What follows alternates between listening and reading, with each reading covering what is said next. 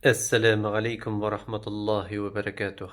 Дорогие братья, по милости Всевышнего, священный месяц Рамадан уже подходит к своему завершению.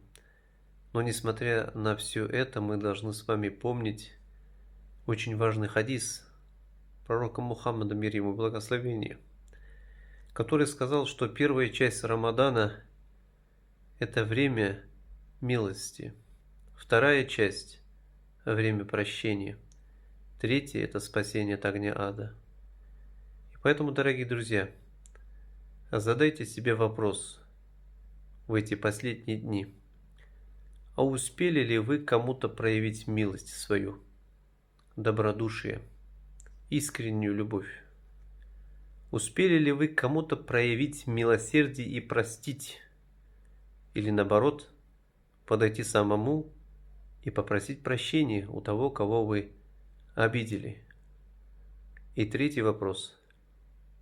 Смогли бы мы кого-то спасти, поддержать, оказать помощь тому, кто нуждается в этой поддержке и помощи на данный момент? Смогли ли мы оказать такую искреннюю, духовную, материальную или физическую поддержку?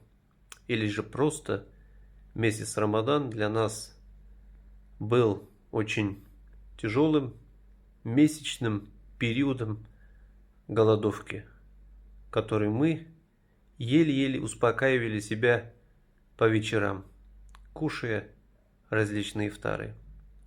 Рамадан – это не только оставление еды, питья и проведение красивых и интересных ифтаров. Рамадан – это время, когда мы должны научиться быть проще, любить ближнего, прощать тех, которые нас обидели, или, наконец, научиться самим прощать и просить, и уметь поддерживать. Поэтому задайте себе эти 3 вопроса. Скоро кончается Рамадан. Успели ли мы сделать все это? Желаю всего доброго.